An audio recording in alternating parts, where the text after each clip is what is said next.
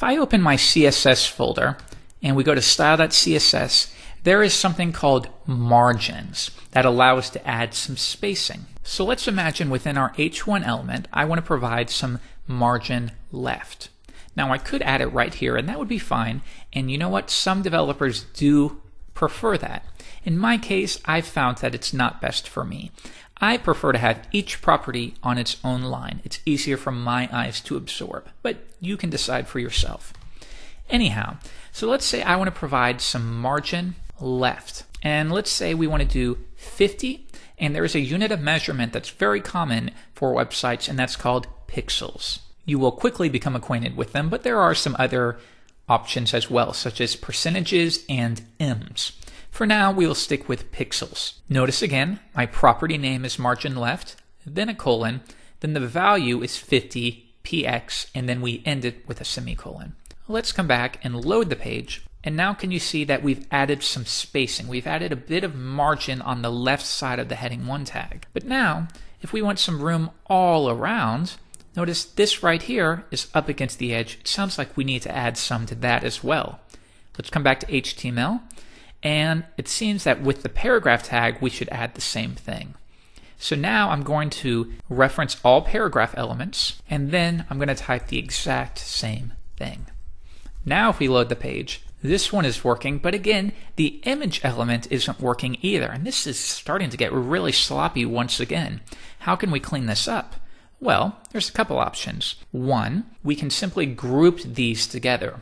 So notice how the H1 is referencing it and the P is referencing it.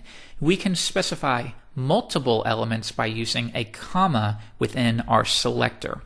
So I'm going to remove this, and now I will say get all heading 1 elements and, using a comma, get all P elements and apply margin left. If I load the page, we're getting the exact same effect, but we've cleaned it up a good bit. Still though, if we want to do the same thing for the image, we'd have to do comma image, reload the page, and now that's working. But we have another problem. We would have to do this for every single element on the page, and when we are referencing it like so, what if you have a image later in your document that you don't want to receive all of this margin? This is a bad practice. Instead, it's customary to wrap related material within something called a div, or there are other choices as well. In this case, we will use a div. Wrap everything we want to include within a div, and then I will indent it. So I want you to think of divs as a way to position your content. They do not describe your content. They do not style your content. They simply allow you to position it much more efficiently. I'll explain this a little bit more shortly, but now let's come back and say div. Reload the page, and notice we're getting the exact same effect, and that's because rather than being manual and saying get the H1, then get the paragraph, then get the element, we're saying get this entire bucket, get this entire container, and provide some spacing around it. And that's how I want you to think of divs, as buckets. When you wrap elements, any number of elements within a div or a bucket, you're saying I'm going to put all of this stuff within this bucket, that way I can easily move it around when I need to, and I don't have to pick up each element or each toy or each item one at a time. I just pick up the bucket and move it around or position it however I need to. This is the only purpose of a div, to assist you with positioning or styling your content. Again, it has no semantic value. It has no specific stylistic value. It's just a bucket, but you'll find you'll use it quite a bit. For example, if we go back to NetTuts, you'll notice that the entire, if I zoom out, our entire website seems to be positioned in the very middle. And that is because this entire main section is wrapped within a div. And then we can say get that parent div and make sure that the spacing on the left and the spacing on the right is the exact same value. Let's see how we could do that on our project.